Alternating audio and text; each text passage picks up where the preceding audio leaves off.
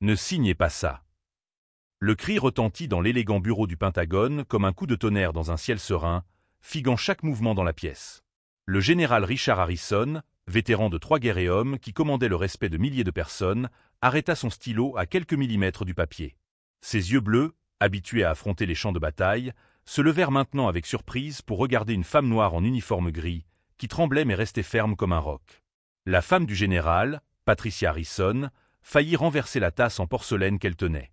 Son visage aristocratique se tordit dans un mélange de choc et de fureur. « Comment osez-vous interrompre une réunion privée, insolente domestique ?» Mais la femme ne recula pas. Ses yeux bruns brillaient d'une détermination née d'un sens profond de la justice. Ses mains calleuses, à force de nettoyer, tenaient un document comme s'il s'agissait d'une arme salvatrice. « Général Harrison !» Sa voix tremblait, mais elle était empreinte d'une force qui coupait l'air comme une lame. « Ce contrat va vous voler tout ce que vous possédez. Chaque ligne est un piège. Je m'appelle Rosa Washington. À 45 ans, j'ai passé les 15 dernières années à nettoyer les demeures de personnes puissantes, invisibles comme une ombre. J'ai grandi dans la banlieue de Détroit, où ma mère m'a appris 2 choses. Qu'un travail honnête rend toute personne digne, et que le silence face à l'injustice est une complicité. Je n'aurais jamais imaginé qu'une nuit de ménage supplémentaire changerait non seulement ma vie, mais sauverait aussi un héros de guerre de perdre tout ce qu'il avait construit. Car quand on est invisible, on apprend à voir ce que les autres font semblant de ne pas voir. Et j'ai vu des choses qui m'ont amené à me demander si je devais continuer à me taire ou révéler la vérité à tout le monde. Le bureau du général Harrison était un sanctuaire d'honneur militaire. Des médailles en or alignées dans des vitrines en acajou, des photos avec des présidents, des décorations qui racontaient des décennies de service irréprochables. C'est là qu'il gérait non seulement sa carrière, mais aussi l'empire immobilier qu'il avait construit grâce à des années d'investissements intelligents. Patricia Harrison, sa 2e épouse, de 20 ans sa cadette, se déplaçait dans la pièce avec l'élégance de quelqu'un qui est né pour commander. Des cheveux blonds parfaitement coiffés, des ongles impeccables, des robes qui coûtaient plus cher que mon salaire annuel. Mais j'ai appris à lire les gens, et derrière cette façade d'épouse dévouée, il y avait quelque chose qui me dérangeait. Rosa travaille ici depuis 3 ans, avait expliqué un jour le général à un visiteur, elle est fiable et discrète. Fiable. Ce mot résonnait dans mon esprit chaque fois que Patricia me lançait des regards froids, comme si je n'étais qu'un meuble. Mais les meubles n'ont pas d'oreilles. Et c'est exactement ce qu'ils ont oublié. Tout a commencé un mardi pluvieux d'octobre, lorsque j'ai été appelé pour un nettoyage supplémentaire au bureau. Patricia avait renversé du vin rouge sur le tapis persan lors d'un dîner avec des amis investisseurs. Alors que je travaillais à genoux, essayant de sauver cette pièce qui valait plus que ma maison, une conversation chuchotée dans la pièce voisine a attiré mon attention. Le général te fait confiance, Marcus. S'il signe aujourd'hui, demain tu auras le contrôle sur tout. La voix était celle de Patricia, mais elle avait une froideur que je n'avais jamais entendue auparavant. Détends-toi, chérie. Ce contrat est rédigé de telle manière qu'il ne s'en rendra jamais compte. Quand il le découvrira, il sera déjà trop tard. Mon cœur s'est emballé. Qui était Marcus? De quel contrat s'agissait-il? Les mots suivants m'ont fait lâcher le chiffon. Un homme qui a passé sa vie à défendre son pays mérite une meilleure fin, mais les affaires sont les affaires. Sa fortune sera à nous. C'est là que j'ai compris. Je n'étais pas témoin d'une conversation anodine. C'était un complot contre un homme qui avait consacré sa vie à servir les autres. Et moi, Rosa Washington, femme de ménage invisible, j'étais la seule témoin. Le bruit de la pluie masquait mes sanglots silencieux, tandis que je faisais semblant de continuer à nettoyer. Chaque fibre de mon être criait que c'était mal. Mais qui croirait une femme de ménage contre la parole de la femme d'un général? Ce soir-là, je suis rentré dans mon petit appartement avec un poids que je ne pouvais expliquer. J'ai regardé la photo de ma mère sur l'étagère et j'ai entendu sa voix résonner. « Rosa, ma chérie, quand tu vois quelque chose de mal et que tu ne fais rien, tu fais partie du problème. » Si vous suivez cette histoire et que vous voulez voir comment le courage d'une femme ordinaire peut défier les puissants, n'oubliez pas de vous abonner à la chaîne, car ce que Rosa a découvert dans les heures qui ont suivi allait tout changer. Mais la conspiration dont j'avais entendu parler n'était que la partie émergée de l'iceberg. Marcus Thompson n'était pas un investisseur comme les autres, et ce qu'il prévoyait pour le général Harrison allait bien au-delà d'un simple coup financier. La réunion était prévue à 3 heures de l'après-midi un vendredi. Patricia avait délibérément choisi un moment où le général arrivait toujours fatigué de ses responsabilités au Pentagone, moins attentif aux détails, plus enclin à se fier à la parole de sa femme. Marcus Thompson arriva à l'heure, au volant d'une Mercedes noire qui criait la puissance et l'influence. Grand, les cheveux gris parfaitement coupés, il portait un costume qui coûtait plus cher que ma voiture. Mais ce sont ses yeux qui ont attiré mon attention. Froid, calculateur, comme ceux d'un prédateur évaluant sa proie. Patricia, ma chérie, dit-il en l'embrassant sur la joue avec la familiarité de ceux qui partagent des secrets dangereux. Et vous devez être Rosa. J'ai beaucoup entendu parler de vous. Je mentis avec un sourire. Enchanté, monsieur Thompson. Je servis le café dans des tasses en porcelaine fine pendant qu'ils discutaient de choses et d'autres, la météo, la politique, les investissements sûrs. Mais je savais reconnaître le théâtre quand je le voyais. Chaque mot était répété, chaque geste calculé pour le retour du général à la maison. « Rosa, vous pouvez vous retirer » m'a congédié Patricia d'un signe de tête désinvolte. « Nous aurons à nouveau besoin de vous quand mon mari arrivera. » Mais je ne me suis pas complètement retiré. En 15 ans passés à nettoyer les maisons des puissants, j'avais appris que les murs ont des oreilles quand on sait où coller son oreille. Le conduit de ventilation du cellier était directement relié au bureau, et je m'y suis posté comme une espionne improbable. Ce que j'ai entendu m'a glacé le sang. « Le juge Cameron est déjà avec nous », disait Marcus d'un ton professionnel, comme s'il discutait d'un contrat immobilier ordinaire. Cela a coûté 200 000 $, mais il considère l'affaire comme une réorganisation patrimoniale pour la protection des biens matrimoniaux. Sur le papier, tout est légal. Patricia soupira, soulagée. Et le général ne se méfiera jamais. Impossible. Les documents sont un chef-d'œuvre juridique. Il signe en pensant qu'il vous protège tous les deux contre de futurs impôts, alors qu'en réalité, il transfère 78% de ses biens vers un fonds que vous contrôlerez exclusivement. 78%. Ce chiffre résonnait dans mon esprit comme une condamnation à mort. Ce n'était pas seulement du vol, c'était la destruction systématique de toute une vie de travail honnête. Et le reste ? Demanda Patricia, anxieuse. Il restera bloqué dans un litige pendant des années. Assez longtemps pour que vous puissiez liquider les principaux actifs et disparaître, si nécessaire. Le cynisme dans sa voix était écœurant. Il parlait de ruiner un homme comme on planifie des vacances. Marcus, êtes-vous sûr que cela fonctionnera ? Je dois rembourser ma dette au fisc avant que... Patricia ne termina pas sa phrase, mais ce n'était pas nécessaire. Je savais déjà qu'elle devait 2,3 millions. Patricia, détendez-vous. J'ai fait ça des dizaines de fois. Des maris confiants, des femmes désespérées, de l'argent qui change de main. C'est le plus vieux métier du monde, mais avec une documentation moderne.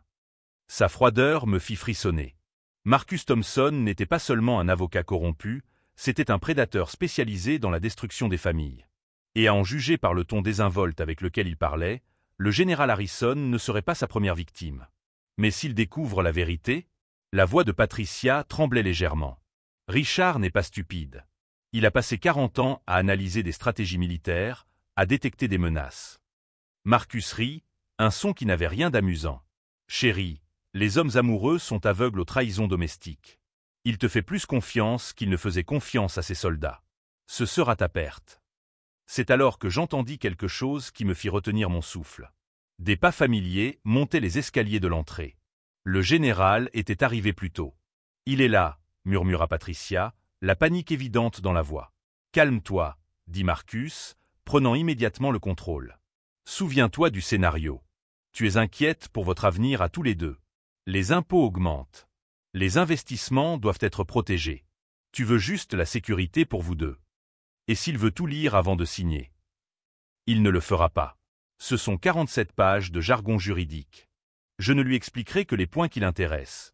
Protection patrimoniale, réduction d'impôts, sécurité financière. Le reste, ce sont des détails techniques. La porte d'entrée s'est ouverte. La voix familière du général a résonné dans le couloir. « Patricia, chérie, je suis rentré. » Je suis sorti du cellier et j'ai couru vers la cuisine, faisant semblant d'être occupé à préparer un goûter. Mon cœur battait si fort que j'avais peur que tout le monde puisse l'entendre. « Richard !» Patricia a bondi du bureau comme une actrice entrant en scène. « Marcus est arrivé plus tôt. Nous discutions de ces investissements dont je t'ai parlé. » Le général est apparu dans la pièce, toujours en uniforme, les médailles brillant sur sa poitrine. Un homme qui avait commandé des bataillons entiers, marchant maintenant droit vers un piège tendu par la personne en qui il avait le plus confiance. Général Harrison. Marcus lui a tendu la main avec le sourire étudié d'un vendeur d'assurance. C'est un honneur de rencontrer un véritable héros américain. Tout le plaisir est pour moi, Marcus. Patricia m'a beaucoup parlé de votre travail.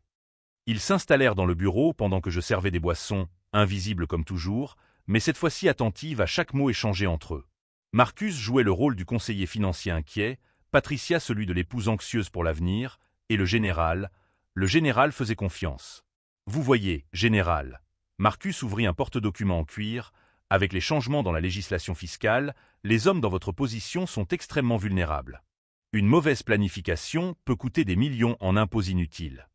Le général fronça les sourcils, intéressé malgré sa fatigue. Quel genre de vulnérabilité? Les pensions militaires, les investissements immobiliers, les fonds de retraite. Tout peut être confisqué si ce n'est pas correctement protégé. J'ai déjà vu des généraux perdre 60% de leur patrimoine au profit du gouvernement. C'était un mensonge, mais cela semblait convaincant.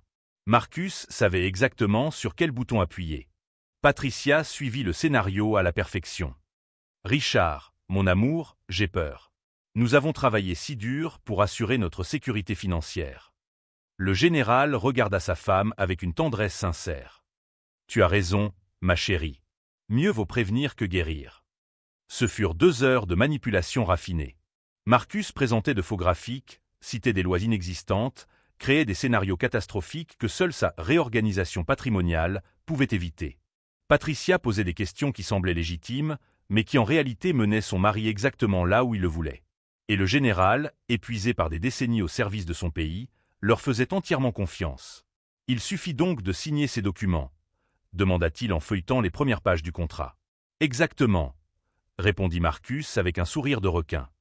Une formalité bureaucratique, mais essentielle pour votre protection. C'est alors que j'ai compris que mon heure était venue. Dans quelques minutes, un homme honnête allait tout perdre pour avoir fait confiance aux mauvaises personnes. Et moi, Rosa Washington, femme de ménage invisible de 45 ans, j'étais le seul rempart entre lui et la ruine totale. Mais affronter Patricia et Marcus signifierait détruire ma vie aussi. Je perdrais mon emploi, je risquerais des poursuites judiciaires, je deviendrais certainement l'ennemi de personnes puissantes. Pendant que le général prenait son stylo, j'ai regardé par la fenêtre et j'ai vu le reflet de ma mère dans la vitre, me chuchotant les mots qu'elle me disait toujours. « Rosa, ma chérie, faire ce qui est juste n'est jamais facile, mais c'est toujours nécessaire. » Le stylo était à quelques centimètres du papier lorsque j'ai pris la décision qui allait tout changer. Le temps sembla ralentir tandis que je regardais le général Richard Harrison se pencher sur la table, le stylo tremblant dans sa main droite. La même main qui avait signé des décorations pour des soldats courageux, maintenant sur le point de signer sa propre condamnation à la ruine. Marcus Thompson souriait comme un prédateur satisfait, ajustant ses lunettes tout en indiquant exactement où chaque signature devait être apposée. Ici, général, et ici aussi. Ce ne sont que des formalités pour protéger votre patrimoine. Patricia retenait son souffle, les doigts si fortement entrelacés que ses jointures étaient blanches. C'était le moment qu'elle avait planifié depuis des mois. La transformation d'une épouse endettée en veuve riche, même si son mari était encore en vie. Et moi, Rosa Washington, je me tenais à l'entrée du bureau, un plateau vide dans les mains, regardant un homme honnête marcher droit vers l'abîme. C'est alors que la voix de ma mère a résonné dans mon esprit avec une clarté cristalline. « Rosa, ma chérie, le courage n'est pas l'absence de peur. C'est faire ce qui doit être fait malgré la peur. Ne signez pas cela. » Le cri est sorti du plus profond de mon âme, a traversé le bureau comme un ouragan et a fait glisser le stylo des mains du général. Le plateau m'a échappé des mains et s'est brisé sur le sol en marbre dans un fracas qui a résonné dans toute la maison. Le silence qui a suivi était de mort. Le général Harrison leva les yeux, confus et alarmé. Marcus Thompson devint livide, le masque de l'avocat respectable glissant de son visage. Et Patricia. Patricia me regarda avec une fureur qui aurait pu faire fondre le métal. « Comment osez-vous interrompre une réunion privée ?» Sa voix trancha l'air comme un rasoir. « Sortez d'ici immédiatement ou j'appelle la police. » Mais quelque chose avait changé en moi. 15 ans de silence, d'humiliation, d'être traité comme un meuble. Tout cela a explosé à ce moment-là. Je n'étais plus seulement Rosa, la femme de ménage invisible. J'étais Rosa, la guerrière que ma mère m'avait élevée pour être. Général Harrison. Ma voix tremblait, mais elle était empreinte d'une conviction que je ne me connaissais pas. Cet homme et sa femme essaient de vous voler tout ce que vous possédez. Chaque ligne de ce contrat est un piège. Le général resta immobile, assimilant mes paroles. En 40 ans de carrière militaire, il avait appris à reconnaître quand quelqu'un mentait. Et il ne voyait dans mes yeux que la vérité nue. Marcus tenta de reprendre le contrôle. « Général, cette femme est clairement perturbée. Il vaudrait peut-être mieux. » « Silence, » ordonna le général en levant la main avec autorité militaire. Ses yeux bleus, désormais aussi tranchants que des lames, passaient de moi aux 2 conspirateurs. Rosa travaille dans cette maison depuis 3 ans. Elle ne m'a jamais menti. Elle ne m'a jamais manqué de respect. Si elle a quelque chose à dire, je l'écouterai. Patricia perdit complètement son sang-froid. Richard, tu vas croire une domestique plutôt que ta propre femme. Le mot « domestique » sortit de sa bouche chargé d'un tel venin que plusieurs personnes dans la pièce reculèrent. Mais pas le général. Il me regardait avec une intensité qui reconnaissait mon humanité. « Rosa, dit-il d'une voix ferme mais douce, dis-moi ce que tu sais. » Mon cœur battait si fort que je le sentais dans mes tempes. C'était mon moment. Soit je disais la vérité et j'en assumais les conséquences, soit je me taisais pour toujours et je regardais un homme bon être détruit. Je les ai entendus comploter. Ai-je commencé, ma voix gagnant en force à chaque mot. Mardi dernier, alors que je nettoyais le tapis sur lequel Madame Patricia avait renversé du vin, je l'ai entendu parler au téléphone avec cet homme, planifiant comment vous faire signer des documents qui lui transféreraient votre fortune. Marcus s'est levé brusquement. C'est absurde. Général, cette femme invente. J'ai tout entendu. Ai-je crié en l'interrompant. Je vous ai entendu parler du juge Cameron que vous avez acheté pour 200 000 $. J'ai entendu parler des 2,3 millions qu'elle doit au fisc. J'ai entendu parler de la façon dont vous allez le laisser sans rien. Le bureau devint si silencieux qu'on pouvait entendre le tic-tac de l'horloge ancienne. Patricia était devenue complètement pâle. J'avais révélé des secrets qu'elle croyait enfouis à jamais. Le général Harrison s'est levé lentement, passant d'une posture d'homme fatigué à celle d'un commandant militaire. Patricia. Sa voix était basse, mais elle avait une autorité qui faisait trembler les gouvernements. Est-ce vrai? Non. Elle ment. Elle invente parce que, balbutiait Patricia, désespérée. Parce que quoi? Demanda le général en s'approchant de sa femme. Parce que Rosa est jalouse de toi. Une femme qui travaille honnêtement depuis 15 ans, qui ne m'a jamais demandé autre chose qu'un salaire équitable, qui s'occupe de cette maison comme si c'était la sienne. Marcus tenta un dernier coup. Général, soyons rationnels. Même s'il y avait un malentendu. Un malentendu. Le général se tourna vers lui avec une fureur contenue. Un juge acheté, c'est un malentendu? Des documents frauduleux, c'est un malentendu? C'est alors que j'ai commis l'acte le plus courageux de ma vie. Je me suis dirigé vers la table, ignorant les regards venimeux de Patricia et Marcus, et j'ai pris le contrat. Général, lui ai-je tendu le document, lisez la page 23, section 4.7. Puis lisez la page 31, clause 8.2. Lisez-le de vos propres yeux. Le général a pris le contrat et a commencé à le lire. À chaque ligne, son visage changeait. La surprise a fait place à l'incrédulité à la colère à la dévastation. Transfert irrévocable des biens matrimoniaux, lisait-il à haute voix, en cas de dissolution du mariage pour quelque raison que ce soit. Administration exclusive par la partie bénéficiaire. Il s'est arrêté, haletant. Patricia, qu'est-ce que c'est que ça? Elle tenta un dernier mensonge désespéré. Richard, je peux t'expliquer. Alors explique, cria-t-il en frappant du poing sur la table. Explique pourquoi notre compte joint serait transféré intégralement à ton nom. Explique pourquoi ma pension militaire serait redirigée. Expliquez pourquoi je me retrouverais sans un centime de ce que j'ai construit en 40 ans de service. Marcus fit mine de sortir, mais le général lui barra le passage. Vous n'irez nulle part avant l'arrivée de la police. Général, ce n'est pas nécessaire. Marcus tenta de rester calme. La police, rugit le général en décrochant le téléphone. Je veux des procureurs, des auditeurs, des enquêteurs. Je veux tout le monde ici. Maintenant. Patricia s'effondra sur une chaise, pleurant des larmes qui ne pouvaient plus tromper personne. Marcus transpirait à grosses gouttes, calculant des voies de fuite qui n'existaient pas. Et moi, Rosa Washington, je restais debout au milieu de cette tempête, sachant que j'avais changé le cours d'au moins 4 vies à ce moment-là. La mienne, celle du général et celle des 2 prédateurs qui pensaient d'avoir trouvé la victime parfaite. Mais la bataille ne faisait que commencer. Patricia et Marcus n'étaient pas des amateurs. Ils avaient des ressources, des relations, assez d'argent pour me rendre la vie impossible. Et je venais de devenir la plus grande menace pour les plans qu'ils avaient mis des mois à élaborer. Le général raccrocha le téléphone et me regarda avec une expression mêlant gratitude et inquiétude. « Rosa, vous m'avez sauvé la vie. Mais maintenant, j'ai besoin que vous me disiez tout ce que vous savez. Chaque détail.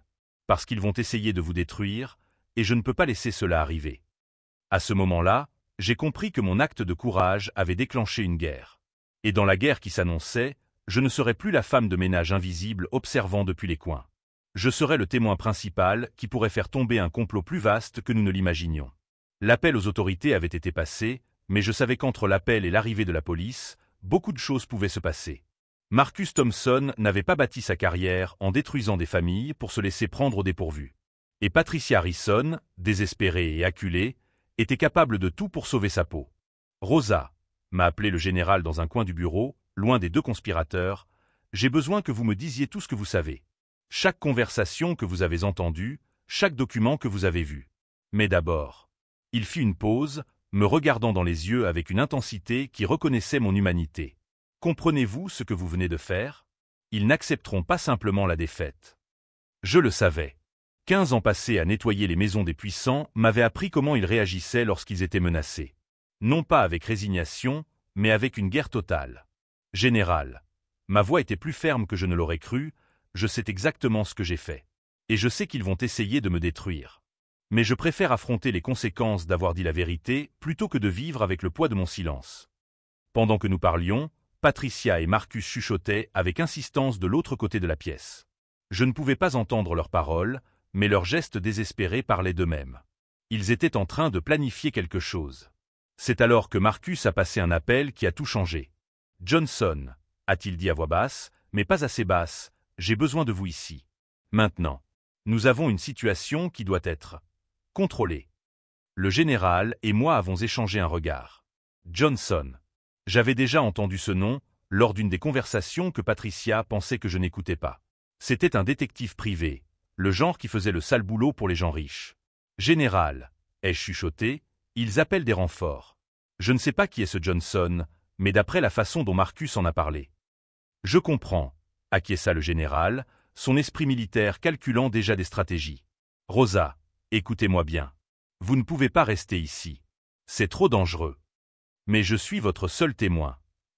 C'est précisément pour cela que vous devez rester en vie pour témoigner, » répondit-il avec la fermeté de celui qui a commandé des soldats sur les champs de bataille. « J'ai un plan, mais vous devez me faire entièrement confiance. » Au cours des minutes qui suivirent, le général Harrison transforma son bureau en centre de commandement militaire.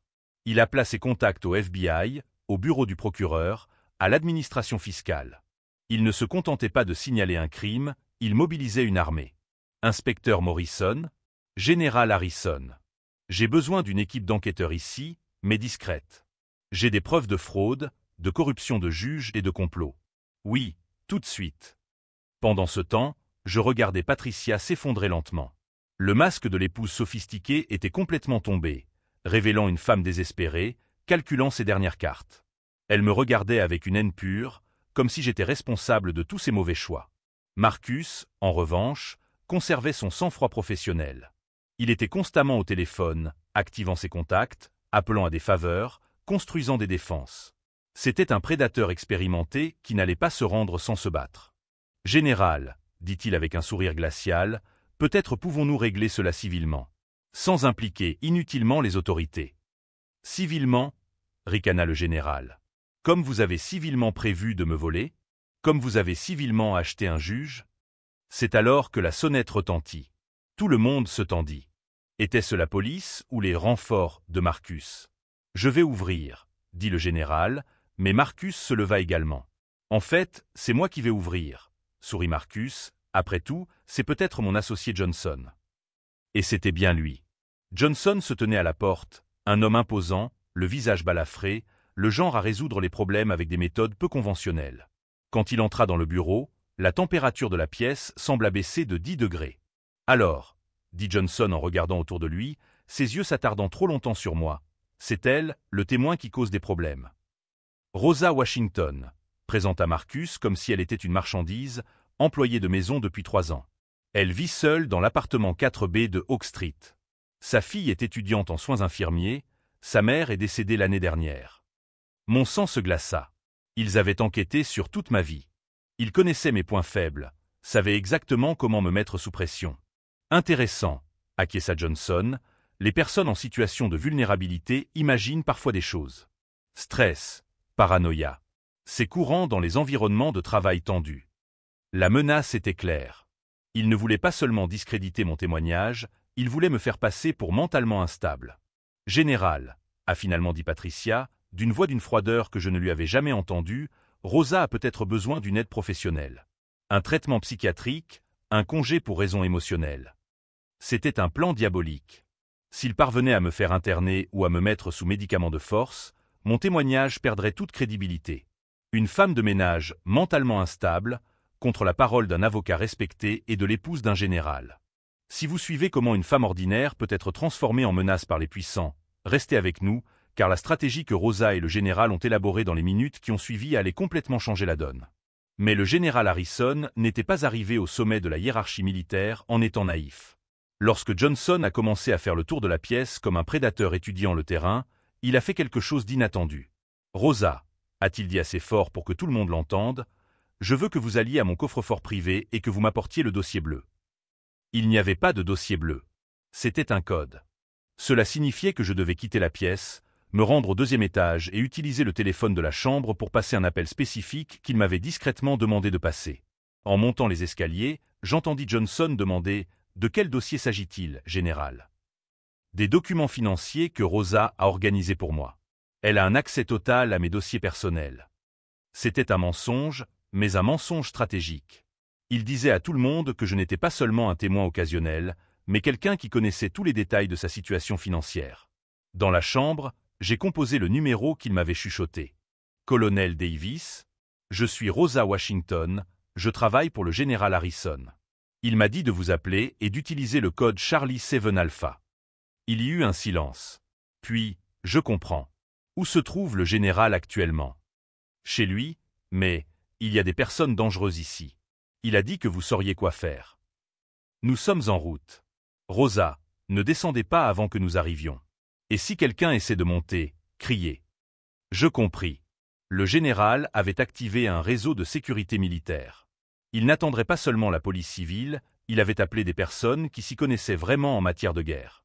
Pendant ce temps, en bas, j'entendais des voix s'élever. Marcus pressait le général de reconsidérer la situation.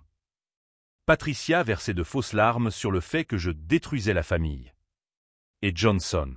Johnson posait des questions sur ma localisation. Où est la femme de chambre? Elle met trop de temps. Rosa est prudente, répondit calmement le général. Elle vérifie toujours tout 2 fois avant d'apporter des documents importants. Mais Johnson n'était pas stupide. Il commença à monter les escaliers. C'est alors que j'ai entendu le bruit de voitures arrivant dans l'allée. Pas une voiture, plusieurs. Et d'après le bruit, ce n'étaient pas des voitures de police ordinaires. J'ai regardé par la fenêtre et j'ai vu des hommes en costume sombre se positionner autour de la maison. Ils se déplaçaient avec une précision militaire, comme s'ils exécutaient une opération planifiée. Johnson s'est arrêté au milieu de l'escalier. Lui aussi avait entendu. « Marcus » a-t-il crié, « nous avons de la compagnie. » C'est à ce moment-là que j'ai compris le génie du général Harrison. Il n'avait pas seulement appelé la police, il avait transformé sa maison en zone d'opération militaire. Et moi, Rosa Washington, femme de ménage de 45 ans, j'étais au cœur de la bataille qui allait décider si la vérité ou la corruption l'emporterait. En bas, j'ai entendu la voix du général, désormais chargé de l'autorité dont il avait fait preuve à la tête d'armée. « Patricia, Marcus, Johnson, asseyez-vous. La cavalerie est arrivée. » La guerre finale était sur le point de commencer, et cette fois, nous avions les bonnes armes. La tension dans l'air était si dense qu'on aurait pu la couper au couteau. Johnson s'était arrêté au milieu de l'escalier, sa main droite se dirigeant instinctivement vers sa veste, un geste que toute personne ayant grandi dans la rue reconnaîtrait immédiatement. En bas, Marcus chuchotait avec urgence au téléphone, tandis que Patricia faisait les 100 pas comme un animal en cage. Mais le général Harrison restait trop calme. Suspectement calme. C'est alors que la porte d'entrée s'ouvrit sans cérémonie. FBI. Les mains en l'air. Ce n'étaient pas des policiers ordinaires. C'étaient des agents fédéraux, et ils entrèrent dans la maison avec la précision d'une opération militaire coordonnée. Johnson tenta de descendre les escaliers en courant, mais il se heurta à 2 autres agents qui montaient. « Monsieur Johnson, » dit l'un d'eux calmement, « je pense que vous ne devriez pas être ici. » Marcus Thompson, l'avocat qui avait détruit des dizaines de familles, perdit finalement son sang-froid. « C'est une erreur. Je représente Madame Harrison dans des affaires juridiques légitimes. »« Monsieur Thompson, » dit l'agent en chef, une femme noire à peu près de mon âge, qui entra dans la pièce avec un gros dossier, « je suis l'agent spécial Diana Carter. Nous avons un mandat d'arrêt contre vous pour corruption, fraude documentaire et complot. » Le visage de Marcus se transforma en un masque de panique. Vous n'avez aucune preuve. Oh, mais si, nous en avons, répondit l'agent Carter en souriant, et ce sourire me redonna espoir pour la première fois depuis des jours. Rosa Washington, pouvez-vous descendre, s'il vous plaît? Je descendis les escaliers les jambes tremblantes, mais quand je vis l'expression sur le visage de l'agent, je sus que je n'étais plus seul dans cette bataille. Rosa, me salua-t-elle comme si nous étions de vieilles connaissances, merci pour votre courage. Sans votre appel au colonel Davis, nous n'aurions jamais pu coordonner cette opération à temps. Mon appel? Mais je n'avais appelé que Général Harrison. L'agent se tourna vers lui, opération bien exécutée. Vos contacts dans les services de renseignement militaire ont été essentiels. C'est alors que j'ai compris. Le général n'avait pas seulement appelé les autorités, il avait orchestré un piège parfait. Et moi, sans le savoir, j'avais joué un rôle essentiel dans ce plan. Rosa, m'expliqua le général avec un sourire, lorsque vous m'avez parlé du complot, j'ai immédiatement contacté mes contacts au FBI qui enquêtent sur la corruption dans les hautes sphères. Marcus Thompson faisait l'objet d'une enquête depuis des mois. Des mois? S'écria Marcus, c'est un coup monté. En fait, l'agent Carter ouvrit son dossier. Monsieur Thompson, vous faites l'objet d'une enquête depuis 2 ans.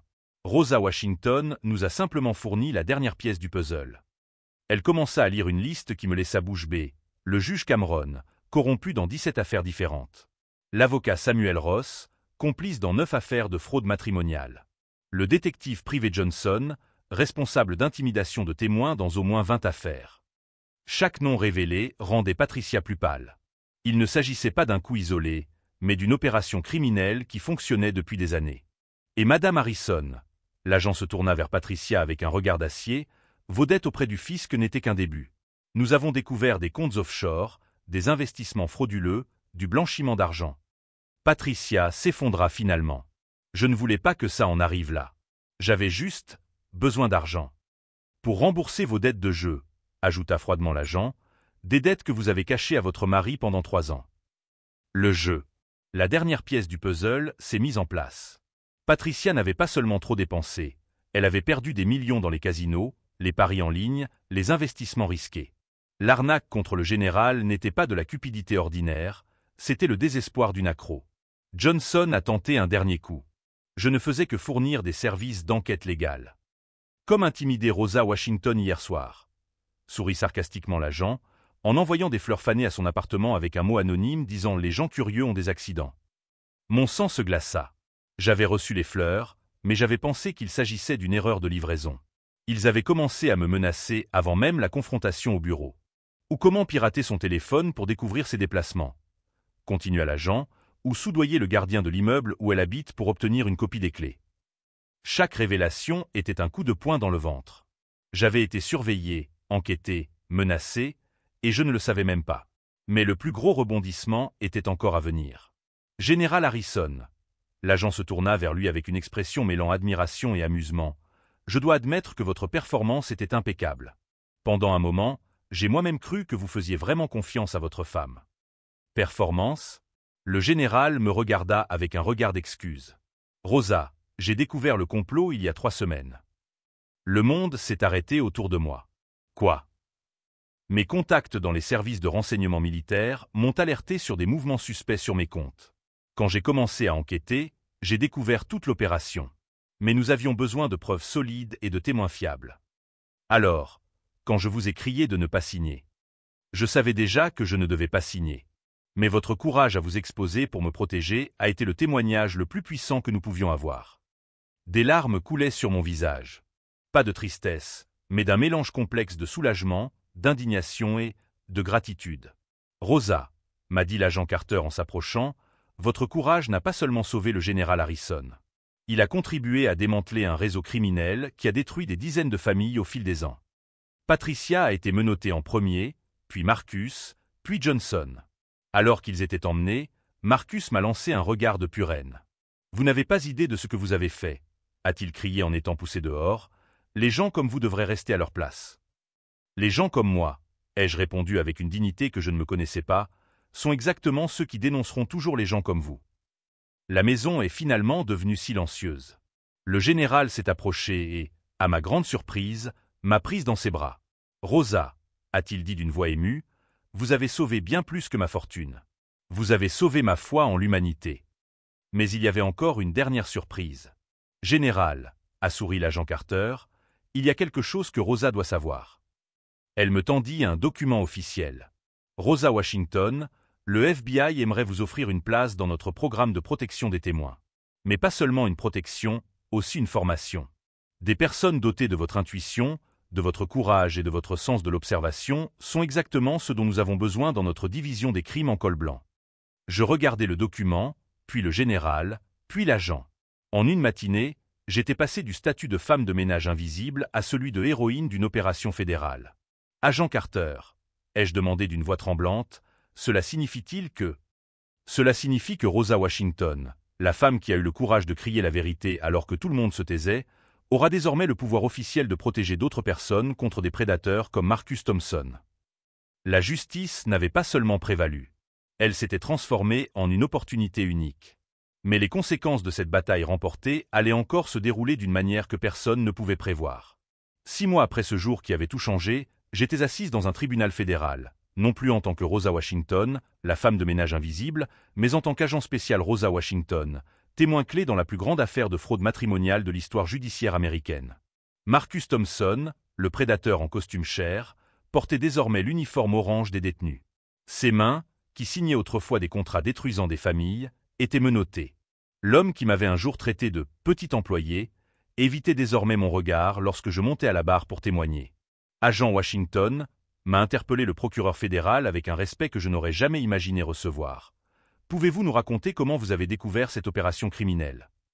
Ma voix résonnait clairement et fermement dans la salle d'audience. J'ai découvert que les personnes invisibles aux yeux des puissants sont parfois les seules à pouvoir voir la vérité. Patricia Harrison avait été condamnée à 15 ans de prison. Au cours du procès, nous avons découvert qu'elle avait détruit non seulement la confiance de son mari, mais aussi la vie de 17 autres familles par le biais de stratagèmes similaires. Ces larmes au tribunal n'étaient pas des larmes de regret, mais de colère d'avoir été découvertes. Johnson, l'enquêteur qui m'avait menacé avec des fleurs fanées, a avoué avoir intimidé plus de 50 témoins en 5 ans. Sa spécialité était de faire en sorte que les gens ordinaires se sentent trop petits pour lutter contre les injustices. Ironie du sort. C'est précisément une personne ordinaire qui a fait s'effondrer tout son empire de peur. Mais la transformation la plus surprenante ne s'est pas produite au tribunal. Elle s'est produite dans ma propre vie. Le général Harrison a non seulement récupéré sa fortune, mais il a décidé d'en utiliser une partie pour créer un fonds de protection pour les employés de maison qui dénoncent des crimes sur leur lieu de travail. Il l'a appelé le Fonds Rosa Washington, parce que le courage mérite d'être protégé et récompensé. Ma fille, qui étudiait les sciences infirmières, suivait désormais des cours de droit, inspirée par l'histoire d'une femme de ménage qui avait réussi à changer le système judiciaire. « Maman, m'a-t-elle dit le jour de ma remise de diplôme au FBI, tu m'as appris que l'éducation ne vient pas seulement des universités, mais aussi du courage de faire ce qui est juste. » La maison où j'avais travaillé pendant 3 ans comme femme de ménage était devenue un centre de formation pour le programme fédéral de protection des témoins. Ironie poétique. Le même bureau où Patricia avait comploté contre son mari formait désormais des personnes à identifier et à dénoncer les crimes en col blanc. Mais tout n'a pas été facile. Au cours des premiers mois qui ont suivi ma dénonciation, j'ai reçu des menaces de la part d'associés de Marcus qui étaient toujours en liberté. Des voitures étranges apparaissaient dans ma rue. Des appels anonymes promettaient des conséquences à ceux qui se mêlaient de ceux qui ne les regardaient pas. C'est là que j'ai appris que le courage n'est pas l'absence de peur, mais la persévérance malgré la peur. L'agent Diana Carter est devenue plus qu'une superviseure, elle est devenue une mentor et une amie. Rosa, m'a-t-elle expliqué lors d'une formation, les gens comme Marcus Thompson comptent sur notre silence pour prospérer. Chaque fois que quelqu'un comme vous parle, 10 criminels tremblent. Le programme de formation du FBI m'a enseigné des techniques d'enquête, d'analyse de documents et de psychologie criminelle. Mais la leçon la plus précieuse, je la connaissais déjà. La dignité n'a pas de prix et la vérité n'a pas de classe sociale. Ma première affaire en tant qu'agent spécial a consisté à aider une nounou latino-américaine qui avait découvert que ses employeurs blanchissaient de l'argent via un faux compte à son nom. « Agent Rosa », m'a-t-elle dit en pleurant, « ils m'ont dit que personne ne me croirait parce que je ne suis qu'une nounou. »« Je te crois », lui ai-je répondu, parce que moi aussi, je n'étais qu'une femme de ménage. Nous avons non seulement réussi à protéger la nounou, mais aussi à démanteler un réseau de blanchiment d'argent qui brassait 50 millions de dollars par an. La presse a baptisé cette opération « Opération Voix Invisible », un nom qui m'a rempli de fierté. Le général Harrison et moi sommes restés en contact. Il est devenu défenseur public des droits des travailleurs domestiques, utilisant son influence militaire pour créer une législation protectrice. Rosa m'a sauvé, déclare-t-il dans des interviews, mais surtout, elle m'a appris que l'héroïsme peut venir de n'importe où. Patricia a essayé de m'écrire depuis la prison, me demandant pardon et affirmant que les circonstances l'avaient forcée à prendre de mauvaises décisions. Je n'ai pas répondu. Le pardon n'efface pas les conséquences, et certains choix définissent qui nous sommes vraiment. Marcus Thompson purge une peine de 25 ans. Ses biens ont été confisqués pour dédommager les familles qu'il a détruites. Le cabinet d'avocats qu'il employait a fermé ses portes. Ses complices au sein du système judiciaire ont été définitivement écartés. Mais la plus grande victoire n'a pas été de voir des criminels emprisonnés. C'était de découvrir que mon histoire avait inspiré des centaines de personnes à dénoncer les injustices dont elles étaient témoins. Je reçois des lettres de femmes de ménage, de nounous, de jardiniers, de chauffeurs, toutes ces personnes que la société considère comme invisibles, qui me racontent comment elles ont trouvé le courage de parler. L'une d'elles m'a particulièrement marqué. Agent Rosa, je m'appelle Carmen et je travaille comme femme de ménage dans des bureaux la nuit. J'ai vu mon patron falsifier des documents, mais j'avais peur de le dénoncer.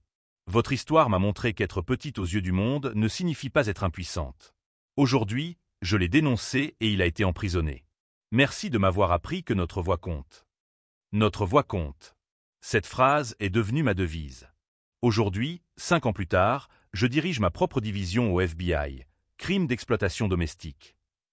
Nous enquêtons sur des cas où des employeurs abusent de la vulnérabilité des travailleurs domestiques pour dissimuler des activités criminelles. Mon équipe est composée de personnes qui, comme moi, sont venues d'en bas. D'anciennes femmes de ménage, nounous, jardiniers qui sont devenus agents spéciaux. Nous comprenons les dynamiques du pouvoir parce que nous les avons vécues. La leçon que j'ai apprise et que j'enseigne à chaque personne qui croise mon chemin est simple, mais révolutionnaire. Personne n'est trop insignifiant pour changer le monde. Il y a seulement assez ou pas assez de courage pour essayer. Ma mère avait raison quand elle disait que le silence face à l'injustice est de la complicité.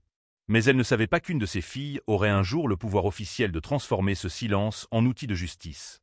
L'histoire de Rosa Washington, de femme de ménage invisible à agent fédéral, prouve que peu importe où vous êtes né, quelle est votre profession ou combien d'argent vous avez en banque.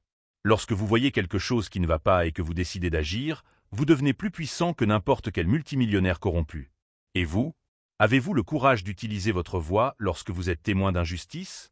Votre situation peut sembler impossible, mais rappelez-vous, je n'étais qu'une femme de ménage de 45 ans qui a crié « Ne signez pas ces CDIA » et qui a changé le destin de dizaines de familles.